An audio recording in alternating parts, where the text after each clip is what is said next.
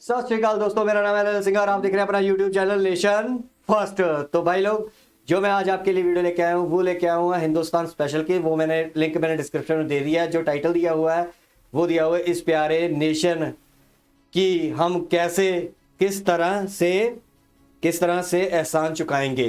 तो मैंने सिर्फ वीडियो देखी नहीं है, मेरे को लगा है कि हिंदुस्तान स्पेशल की है। मैंने सिर्फ 5-7 सेकंड की वीडियो देखी है। अभी मैं जो वीडियो बना रहा हूँ मेजर गौरवारी सर की, इससे पहले बना के हटाऊं, तो उसी के साथ मैं चैनल को ऑफ करने चेंज करने लगा था। तो मेरे सामने ये हिंदुस्तान स्पेशल की वीडियो आई, तो मेरे को लगा कि इस वीडियो पे मेरे को रिएक्शन देना चाहिए। और चाणक्य नीति का, मैंने याद है आप लोगों को चाणक्य नीति का बोला था कि गवर्नमेंट चाणक्य नीति खेल रही है कि हम इनके जो लोकल लोग हैं ना, जो लोकल तुर्किश पीपल हैं, उनके बीच में घुसने की कोशिश कर रहे हैं। तो इसमें मैंने थोड़ा सा देखा, मेरे को लगा कि हिंदुस्तान भाई ने कोई चीज उठाई है। मैंने वीडियो नहीं देखी है, आई होप कि मेरे को पता है, मुझे लगता है कि आपने ये वीडियो हिंदुस्तान स्पेशल की देखी होगी, लेकिन मैंने नहीं भाई देखी। ठीक है, तो मेरे को नहीं पता इस वीडियो में क्या है। थोड़ा सा एक है कि तुर्किश बंदा कुछ बोल रहा था, तो मैंने उसी टाइम पॉज की। मैंने कहा चलो पहले रिएक्शन बनाते हैं। तो लिंक मैंने डिस्क्रिप्शन में दे दिया, हिंदुस्तान स्पेशल भाई को सपोर्ट कीजिए। चलिए वीडियो देखते हैं मिलके। अगर नहीं देखी तो देख लेना, अगर देखी हो तब भी यार देख लेना, क्या जाता है यार, मेरे साथ गुजार लोगे 10-15 मिनट, आपका क्या जाएगा, कभी हमारे साथ भी गुजार लिया करो भाई। चलो ठीक है, let's start the video, and में करेंगे तब सारा। So let's start the video.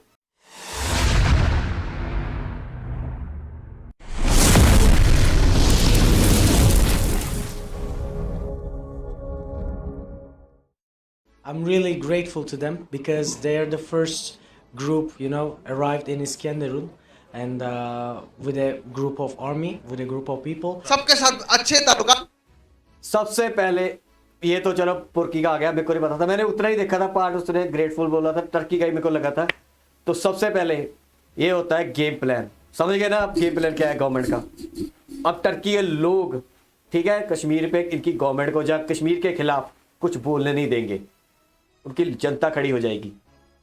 ठीक है, चलिए देखते हैं। आप पोर्कियों का बीच में डाला हुआ है हिंदुस्तान स्पेशल भाई की वीडियो, कट टू कट वाली होती है, तो देखते हैं। और रिलेशंस बनाने का हुनर सीखना तो इंडिया से सीखे कि किस तरह से मुश्किल वक्त में सबसे पेश आता है। Thanks to our brothers, our friends, our lovely nation. हम लोग अभी भी मुसलमान, हिंदू, काफिर, यहूदी इन्हीं चीज़ों से बाहर नहीं निकल रहे। वो लोग इंसानियत के लिए काम कर रहे हैं। सब I had only one friend from India. I didn't know much people from there. Now, I cannot explain my feeling. Sir हमने एड़ियां रगड़ी, सच्ची बात बताता हूँ अपना IMF के आगे, क्योंकि वो पाकिस्तान के ऊपर एतबार करने के लिए तैयार नहीं। अगर हम अल्लाह ना करे हमारे इधर जिलजिला आता है या डिफॉल्ट होते हैं तो क्या हमारी हेल्प करेगा इंडिया? ननकाना साहब जो लाहौर के करीब है, वहाँ का इलाका है वारबर्टन। वहाँ पे एक मुलजिम था जिस पे तौहीन मजहब का इल्ज़ाम था। उसको लोगों ने थाने से निकाला, कत्ल किया, उसकी लाश घसीटते रहे और उसको जला दिया। हम इंसान की कदर नहीं कर पा रहे। लेकिन हमारा मीडिया तो यही बता रहा है तुर्की हमारे भाई हैं। अब बताने से क्या है, सिर्फ कहने से नहीं बनता, करने से बनता है। मिन्नतें भी की, जहाँ चाह अंगूठा लगवाया, फिर भी डील तो नहीं हुई। हमारी तो जो लोग हैं उन्होंने अभी तक किसी जमात वाले ने कोई बयान ही नहीं दिया, कोई बयान नहीं है, और ना ही किसी ने ये कहा कि हमारी जमात वालों जाना चाहते हैं। I call them dost. Now, actually, dost is just a friend, but I see them like brothers and sisters. हर आगे ना लाइन पे, ये आपको एक वीडियो दिखी है, मैं बार बार बोलता हूँ, आप जो मेरे है ना, अगर आपको गवर्नमेंट्स की प्लानिंग समझ नहीं है ना, मैं आपको रिकमेंड करता हूँ कि आप चाणक्य नीति की 2-3 बुक्स पढ़ लीजिए, आपको गेम समझ आ जाएगी। आपको जो हमारे जयशंकर जी है ना, उनकी गेम प्लान समझ आ जाएगा। आपको मोदी गवर्नमेंट का गेम प्लान, जो ये काम करते हैं ना, आप फिर उस प्लान को समझ आया करोगे। मैं इसी वजह से समझ आता हूँ इनके प्लान्स। मैं आपको बोलता रहता हूँ कि ये बहुत बड़े गेम प्लान के साथ चलते हैं। देखो, गुस्से में आके उसको ये क्यों दे दिया, उसको वो क्यों दे दिया, उससे कुछ नहीं होगा। ये पुरखियों का काम है, ये हमारा काम नहीं है। हमारा काम है दिमाग से चलना। जब हमारे पास इतने बड़े बड़े स्कॉलर्स हैं, इतने बड़े बड़े तगड़ी हमारे पास जो पुराने हमारे थे, ठीक है, जो ये बनाते थे, अब शकुनी मामा का कहते हैं, है तो वह प्लानर ही था ना, दिमाग का तेज बंदा था ना। तो जो लड़ाई हमेशा प्लानिंग से जीती जाती है। जाके किसी पे चढ़ाई कर दो, लड़ाई नहीं जीत सकते। प्लान होगा, प्लान के साथ तो गुरु गोविंद सिंह जी 1.25 लाख कैसे लड़ाते थे। बोलने का मतलब नहीं होता था, एक एक बंदा प्लान के साथ लड़ाया जाता था, तो वो 1.25 लाख से लड़ जाता था। ठीक है, जो हमारे प्लानर होते, ये प्लानिंग के साथ चलता है। अब समझ आ रही है आप लोगों को? अब क्वेश्चन मत किया करो कि मेरे को, मैं क्योंकि मैं उस चीज को रीड कर लेता हूँ कि गवर्नमेंट सबसे पहले प्लेन भेजने का क्या मतलब है, और तुर्की में फटाफट हेल्प क्या क्या, खोल दो सब कुछ, खोल दो। मौका आता है, मौके पे चौका जो मार जाता है वो मार जाता है। ये पाकिस्तानी ऐसे ही करते रहते हैं। हेलो फ्रेंड्स, जय हिंद। हिंदुस्तान स्पेशल में आपका स्वागत है दोस्तों। तुर्की के साथ साथ सीरिया को भी भारत की तरफ से बड़ी मदद भेजी जा रही है। संयुक्त राष्ट्र के जरिए जल्द ही भारत द्वारा भेजी गई राहत सामग्री सीरिया पहुंचेगी। फिलहाल भारत की ओर से जो सामान सीरिया भेजने की तैयारी की गई है उसमें 30,000 synthetic sleeping mattress, 6,000 sleeping bags और 900 तिरपाल शामिल हैं। सीरिया में भी बड़े पैमाने पर भूकंप ने तबाही मचाई है, लेकिन तुर्की की बजाय सीरिया में कम देश मदद कर रहे हैं। भारत ने दोनों देशों में सबसे पहले मदद भेजी। तुर्की और सीरिया में मौत का आंकड़ा बढ़ता चला जा रहा है। भारत उतनी ही तेजी के साथ दोनों देशों के लिए मदद भी बढ़ाता चला जा रहा है। इसी के साथ यूपी के गाजियाबाद में स्थित हिंडन एयरपोर्ट से राहत सामग्री के साथ 7वां जहाज तुर्की और सीरिया के लिए रवाना हुआ है।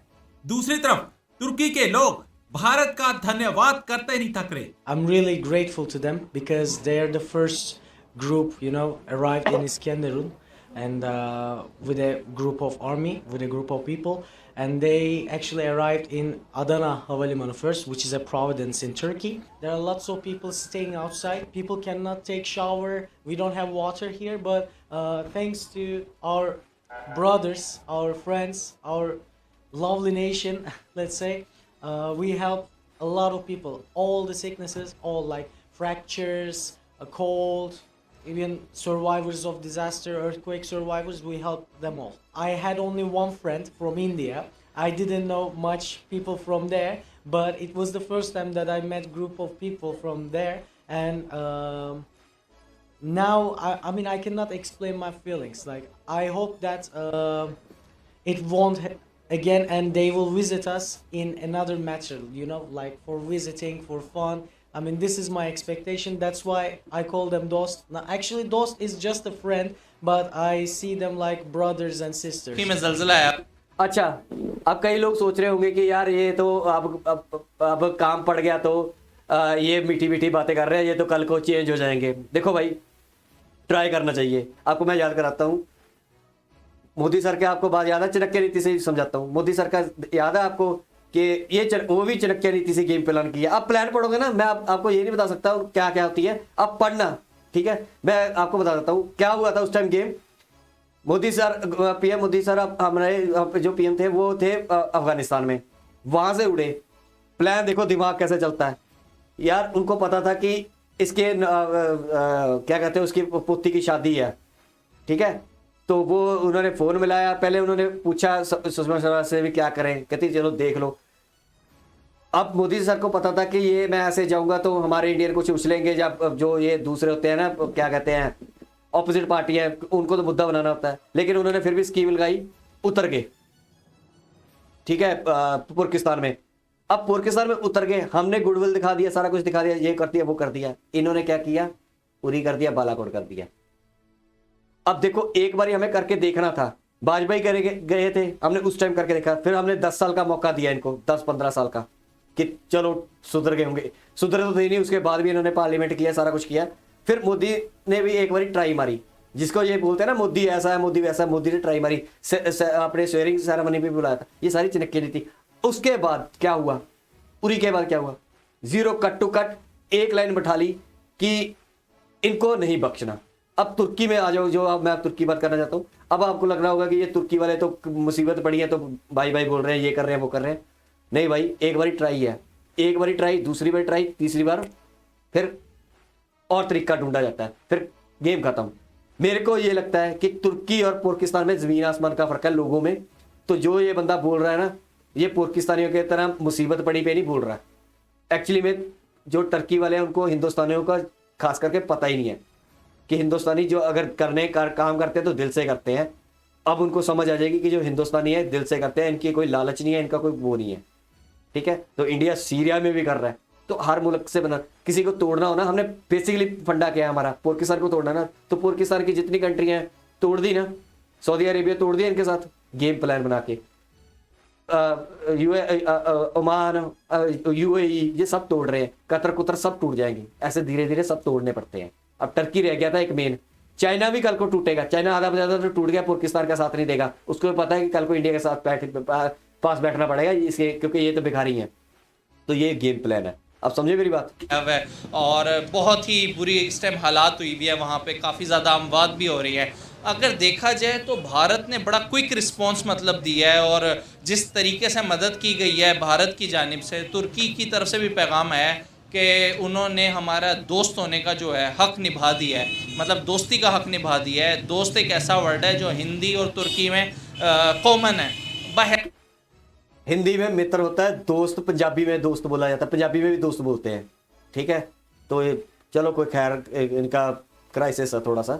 हैसियत पाकिस्तानी किस तरीके से देखते हैं, जबकि पाकिस्तान के वज़ीर आज़म ये कह रहे हैं कि 1 महीने तक जो है वो हम तुर्की से लोन की अपील नहीं करेंगे। इस स्टेटमेंट का तो मुझे नहीं पता कि शहबाज शरीफ साहब ने क्या कहा है वज़ीर आज़म हमारे पाकिस्तान वालों ने, लेकिन पाकिस्तान के भी हालात ख़राब हैं और उनके भी हालात ख़राब हैं। ठीक है। और इतना बड़ा जो सानिया हो गया तुर्की में, ये मामूली नहीं है। कोई भी कंट्री वाला होगा, कोई भी मुल्क होगा, वो इसे खुद अवेल नहीं कर सकता। ठीक है। ये तो उसकी इंडिया की अच्छी बात है कि पूरी दुनिया की अच्छी बात है। जैसे पाकिस्तान में अभी पीछे सैलाब आया था सारा, पूरी दुनिया ने हमारी मदद की, अमेरिका में, इंग्लैंड में, सब ने। वो भी तो हमारे मुखालिफ कह लें कि वो गैर मुस्लिम है, तो गैर मुस्लिम होना कोई ज़रूरी बात नहीं है, इंसानियत सबसे अच्छी चीज़ है। ठीक है। अगर इंडिया वालों ने ये काम किया है तो बड़ी अच्छी बात है, वो तो हमें भी कहते रहते हैं, लेकिन ये लोग जो है पाकिस्तान में कोई इनकी बनती नहीं, आपस में सिलसिला ख़राब है, तो हम लोग उनको ठीक नहीं समझते या वो हमें ठीक नहीं समझते। ये सिलसिला ऐसे ही रहना। लेकिन बहरहाल ये है कि पाकिस्तान वालों को कम से कम अपनी टीमें भेजनी चाहिए थी डॉक्टरों की, और जो कुछ करना चाहिए था वो कर लेना चाहिए था उनके साथ, क्योंकि वो हमेशा हमारा साथ देते हैं, पीछे नहीं हटते हमारी मुसीबतों में, और पूरी दुनिया हमारा साथ देती है। सर, हमारे वज़ीर आज़म साहब ने ये स्टेटमेंट दी थी, मैं तुर्की खुद जाके विज़िट करूँगा और ताज़ियत करूँगा, जिस पे तुर्की ऑफिशियल्स ने उन्हें मना कर दिया तुर्की आने से। आपको लगता है एक ऐसे हालात जब कंट्री में अमवात हो रही हों, जब कंट्री में ज़लज़ला आया हो, उस टाइम किसी प्राइम मिनिस्टर का जाना सही था ये डिसीजन? नहीं, सही तो नहीं था जी। देखें जी, उनका अपना परेशानी पड़ी है, वो इनको देखते, इनकी खैर वो आफियत पूछते कि भी आए हैं हमारी तरफ। बात तो ये कि इनको अपने सिलसिले भेजने चाहिए, डॉक्टर भेजने चाहिए, फौज भेजने चाहिए, जैसे भेजिए। इंडिया ने भेजी है सारी, मतलब डॉक्टर्स के पूरा उधर गया है। जाके 10, 15, 20 बंदे तो जाने थे ना उनकी, वो कैसे वो करते खिदमत वगैरह जो कि सिलसिला करते। सर, हमने एड़ियाँ रगड़ी, सच्ची बात बताता हूँ, अपना IMF के आगे, क्योंकि वो पाकिस्तान के ऊपर एतबार करने के लिए तैयार नहीं था। IMF का ये कहना था कि आप बात करते हैं उससे मुकर जाते हैं, उससे बदल जाते हैं, you don't honour your commitments, तो हम आपकी बात नहीं मानेंगे। उन्होंने पता नहीं कहाँ कहाँ अंगूठे लगवाए और कहाँ कहाँ क्या क्या उन्होंने गारंटीज ली। हारून साहब एक ओ भाई, मैं सच बात बताता हूँ, मैंने ना इनका थोड़ा सा देखा था, IMF ने ऐसे ऐसी शर्तें लगवाई हैं, ये बता भी नहीं पाएंगे अपने मुल्क को, ऐसी ऐसी जगह पे इनके अंगूठे लगवा दिए और ये कुछ नहीं कर पाएंगे। और मैं आपको सच्ची बात बता रहा हूँ, मैं $300 कब से बोल रहा हूँ, जब से इन्होंने बोला था ना 275-70 था, मैंने बोला कि आपको $300 इनका जल्दी दिख जाएगा। अब विद इन 2 मंथ्स $300 क्रॉस हो जाएगा। और इनके यहाँ पे वो मेजर गौरवारी सर शीशियों में कह रहे हैं ना, तेल सच में शीशियों में तेल बिकेगा, और ये शीशियों तेल पता नहीं कहाँ यूज़ करेंगे। तो बहुत बुरा हाल है इनका भाई, बहुत बुरा हाल है। और इन पे रहम नहीं करना, तुर्की पे तो हम चलो अपनी गवर्नमेंट को करने देते हैं ना, चनक्के नहीं, क्योंकि इनको ही तोड़ रहे हैं, तो इनकी हेल्प कर देंगे तो तुर्की की हेल्प करने का क्या फायदा। ठीक है, जहाँ जो हमारे खिलाफ बोलते हैं हम, उनकी रीजन होता है कि हम उसमें एक बेट लगाते हैं कि चल ठीक है, इसको ऐसे करके देखते हैं, शायद ये पाकिस्तान का साथ छोड़ दे। और जिसके खिलाफ कर रहे हैं, अगर हम उसको ही करने लग गए, फिर उनको बेट लगाने की क्या जरूरत है, फिर तो उनको करने दो। हम फिर सीधा पाकिस्तान से टारगेट कर लेते हैं। मेन टारगेट तो हमारा पाकिस्तान है ना, GBPO के लेना है गवर्नमेंट का। आप समझाता हूँ, गवर्नमेंट का काम है GBPO के वापस लेना है, उसके लिए ये सारी एफर्ट्स हो रही हैं। जो हमें बोलते भी हैं, हम उनको अपनी तरफ ला रहे हैं कि कल को GBPO हो गया तो टर्की के लोग भी कुछ नहीं कह पाएंगे। समझो दिमाग से, मैं आपको बताता जा रहा हूँ। बच्चा तो गया ही नहीं। अच्छा, अब आप देखें ना, एक तरफ तो कहते हैं मैं सच बोल रहा हूँ, जो आदमी बार बार कहे ना मैं सच बोल रहा हूँ, वो बड़ा कम इम्कान होता है सच बोल रहा हूँ। डिफॉल्ट से बचा लिया गया है, कहाँ बचा लिया गया है? आपके पास 2.90 आपके पास है, 3 अरब उसमें वो सऊदी अरब के पड़े हुए हैं, वो जो चीन के आप इस्तेमाल कर चुके हैं, जो लोगों के जाती पैसे वो भी उसमें नहीं, वो कुछ तो इस्तेमाल अलग कर- हैं, कमर्शियल बैंकों के। अच्छा, बहरहाल ये देखिए ये क्या चीज़ है। ये है तकब्बर, जो इसहाक डार साहब की शख्सियत में रचा बसा गुंदा हुआ है। मैंने डील करना, मैं उतना कौन है, मैं उनकी मिन्नतें नहीं करूंगा।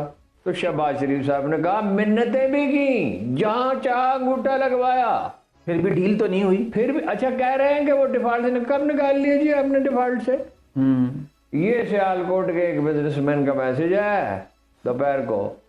मैंने उसको तसल्ली तशफ़ी दी कि अच्छा मैं सियालकोट आता हूँ, यही कर सकता हूँ, आपके मसाइल में को बात करूँगा, लिखूँगा। वो अपना कह रहे एलसी नहीं खुल रही, आपके जहाज कंटेनर सब खड़े हुए हैं। 7,000 से ज़्यादा container. $25 billion was the target textile industry का। $25 billion इस साल का। अब अंदाजा ये है कि ज्यादा से ज्यादा 19 बिलियन होगा। वही है आपकी सबसे बड़ी एक्सपोर्ट। ठीक है। अच्छा, ये गए ओवरसीज पाकिस्तानी जो पैसे भेज रहे हैं $5-6 बिलियन उसमें गए। जो काम इन्हें IMF के साथ समझौते का 6 महीने पहले कर लेना चाहिए था, वो अब ये करने की कोशिश कर रहे हैं। जितने आप कमजोर होंगे वो उतनी उनकी सौदाबाजी की पोजीशन मजबूत होगी। चलिए यहाँ पे वीडियो होगी ख़त्म। आप लोगों ने देख लिया। तो ये इनका था रणधीर रोना पुरकियों का। 6 महीने पहले डील कर लेते, 2 महीने पहले डील कर लेते, तो तुम ये डील ही करते रहेंगे। इनका होना जाना कुछ नहीं है। तो बाकी तुर्की के बारे में मैंने बहुत कुछ आपको समझा दिया। आई होप कि आप समझ गए होंगे मेरी बात जो मैं आपको बताना चाहता था। तो मैंने अपना सारा रिएक्शन, जिन्होंने भाइयों ने अब देख रहे हैं एंड करके कि वीडियो में रिएक्शन अभी दे रहा है, तो बीच में मैंने रिएक्शन दिया। आपको पूरी वीडियो देखनी पड़ेगी। मैंने पॉज करके रिएक्शन अपने काफ़ी अच्छे कुछ काफ़ी हद तक दे दिए हैं। बाकी आपकी जो सोच है, देखो मैंने अपनी सोच बता दी है, बाकी आपकी जो सोच है वो कमेंटों में डाल देना भाई, मैं आपके कमेंट पढ़ लूँगा। ठीक है। तो आई होप कि आपको मेरे रिएक्शन या मेरी सोच या मेरी एनालाइज करने का तरीका, मैं कैसे एनालाइज करता हूँ चीज़ों का, आप समझोगे। ठीक है। मैं कैसे अपने आप को सोचता हूँ, क्या क्या रीज़न लेके चलता हूँ। मेरे रीज़न होते हैं 2030 से GBPO के बोलने का। मैं कोई ऐसे दहशत में आके या ऐसे कोई हवाबाजी में या ये नहीं कहता कि ऐसे हो जाएगा। उसके मैं सिनेरियो नोट करता हूँ कि ये रीज़न क्या, गवर्नमेंट क्यों, अगर आप किसी की हेल्प करते हो तो क्यों करते हो। ये सारा ह्यूमैनिटी का कोई चक्कर नहीं है भाई। दुनिया में होता है 1% के लिए, लेकिन ये सारी गेम प्लान होती है। जियोपॉलिटिकल में कोई बंदा आपका दुश्मन दोस्त नहीं होता। ठीक है ना, वहां पे ह्यूमैनिटी काम आती है। अब फॉर एग्जांपल 2 मुल्क है, एक इंडिया है, ठीक है, एक टर्की है। कल को अगर टर्की बोले कि हमें 1 लाख टन गेहूं चाहिए इंडिया से और इंडिया के पास खुद शॉर्टेज हो, तो वहां पे हम क्या 1 लाख टन भेज देंगे? वहां पे कहा जाती है ह्यूमैनिटी, समझे। तो वहां पे ह्यूमैनिटी काम नहीं आती। वो फिर हम अपने लोगों को ही देखते हैं, हमने फिर नहीं देने। अगर हमारे पास पूरा सूरा भी हो ना कि हमारे पास 1 साल का पड़ा है, अब उन्होंने कहा कि हमें दे दो, तब भी गवर्नमेंट नहीं देगी। सरप्लस होगा थोड़ा बहुत तो दे देगी। अगर हमारे ही लोगों का उन्होंने सबसे पहले अपना देखा जाता है, तो उस वक्त ह्यूमैनिटी काम नहीं आती। तो ये सारी गेम प्लान होती है। एक दिखाने के लिए होता है कि चलो ह्यूमैनिटी का हमने कर दिया, ये कर दिया, वो कर दिया, लेकिन इसके पीछे बैक एंड पे बहुत बड़ी प्लानिंग होती है। क्योंकि जब आप किसी के साथ राजनीति, ठीक है, एक तो इंटरनेशनल राजनीति है, ये इंटरनेशनल राजनीति प्ले की जाती है। वहां पे जैसे हमारे इंडिया में राजनीति होती है, वहां पे ह्यूमैनिटी नहीं देखी जाती। एक दूसरे को जब चीर फाड़ होता है तो सारा ऐसे ही चलता है। ठीक है। गेम प्लान घुमाए जाते हैं, स्ट्रेटजी बनाई जाती है कि इस पार्टी को कैसे हराना है, कौन सा मुद्दा लेके आना है, कौन सी चीज बोलनी है। सेम वही चीजें जियोपॉलिटिकल में चलती है जो इंटरनेशनल होती है। वहां हमारे इंटरेस्ट क्या है। बिना इंटरेस्ट के, तो मैं आपको एक बात बता दूं, बिना इंटरेस्ट के तो हमारी गवर्नमेंट अब एक चमचा ना दे उनको, किसी को। सबको पता है कि गवर्नमेंट GST इकट्ठा करती है इंडिया से, ऐसे पैसे नहीं खिला सकती। तो ये बात है, ये सारी गेम प्लान है, सारे ये उसी प्लान के जो मैं बोलता हूँ ना, GBPO के का कश्मीर पाकिस्तान को तोड़ने का प्लान 2047 में जो खत्म डिस्ट्रॉय करने का, इस प्लान पे वर्कआउट चल रहा है पूरा। 2030 से पहले GBPO लेने का सारा वर्कआउट यही होते हैं। वर्कआउट यही होती है, छोटी छोटी बातें। हमें इससे तहशत में नहीं आना। हाँ, पाकिस्तान को देंगे तब देखेंगे, वो देगी नहीं गवर्नमेंट। उनको भी पता है जिस दिन पाकिस्तान को हमने करने की, ट्रेड खोलने की कोशिश की या कुछ करने की कोशिश की, सबसे पहले पाकिस्तान यहाँ पे लोग भड़केंगे और गवर्नमेंट को मुश्किल बहुत होगा। ठीक है। तो आई होप कि मेरा आपको ये रिएक्शन अच्छा लगा होगा, मेरी बातें और एनालिस्ट जो मैंने एनालाइज किया है वो आपको अच्छा लगा। आपका क्या कहना है वो कमेंट बॉक्स में भाई डाल देना, मैं पढ़ लूंगा। हार्ट मिल जाएगा, हार्ट मैं सबको देता हूँ, हार्ट का मैं बार बार बोलता रहता हूँ, हार्ट मैं उसी को देता हूँ जिसका मैं पढ़ लेता हूँ। जिसका हार्ट नहीं मिला होगा समझो मैंने वो अभी तक आपका कमेंट मैंने रीड नहीं किया। जिस टाइम हार्ट आ गया समझो रीड हो गया, उसका रिप्लाई आए या ना आए, दूं ना दूं वो अलग बात होती है, हार्ट का मतलब रीड हो गया, मेरे दिमाग में चली जाती है बात। तो यहाँ तक की वीडियो प्लीज लाइक करो, सब्सक्राइब करो, शेयर करो, कमेंट करो, सब्सक्राइब करके नेशन फर्स्ट के सोल्जर बन जाओ। अभी लड़ाई बहुत लंबी है भाई, बहुत जरूरत पड़नी है नेशन फर्स्ट के सोल्जर्स की। तो मिलके काम करेंगे, एकजुट अपने हिंदुस्तान को करेंगे और आगे बढ़ाते रहेंगे। अपने मिशन में हम एक दिन कामयाब होंगे ही होंगे। बस सिर्फ भरोसा रखो, तरथल्ली मत मचाया करो कि भाई अभी हो जाए अभी हो जाए। कुछ टाइम के लिए शांत होना पड़ता है, पीछे रहना पड़ता है। आप कभी ना शेर को ना शिकार करते देखना, जब वो शिकार करने लगता है ना तो वो एक स्टेप पीछे करता है, पहले एक पाँव पीछे रखता है फिर हमला करता है। तो कई बार हम वीडियो नहीं बनाते पाकिस्तान के ऊपर, नहीं उनको रोस्ट करते, जब मैं इस पे आ जाता हूँ तो उस टाइम को लिए उस चीज़ को पीरियड के लिए छोड़ दिया जाता है, लेकिन उस पर काम चल रहा होता है। जब हो जाता है तब हम आपको उसकी वीडियो बना देते हैं, ठीक है। तो थोड़ा सा हमें पीछे भी हटना पड़ता है क्योंकि उनका दिमाग, उनको मुर्गियों को भड़काना भी होता है कि हमने छोड़ दिया ये काम करना है, अब हम स्लो हो गए हैं, तो वो बंदा खुल के काम करने शुरू कर देते हैं, ठीक है। ज़्यादा बोलेंगे वो काम कम करेंगे, स्ट्राइकें नहीं हो पाएंगी, काम उनका, हम अपना प्लान में सक्सेस नहीं हो पाएंगे। तो चुपचाप बैठो, काम करते रहो, बस भाई को सपोर्ट रखो, बस सब्सक्राइब करके लेना, व्यू देना ना दो यार कोई परवाह नहीं है, जिस दिन काम हो जाएगा उस दिन व्यू दे देना आके, कोई टेंशन नहीं। तो याद रखती वीडियो मिलेगा नेक्स्ट वीडियो में, तब तक के लिए जय हिंद।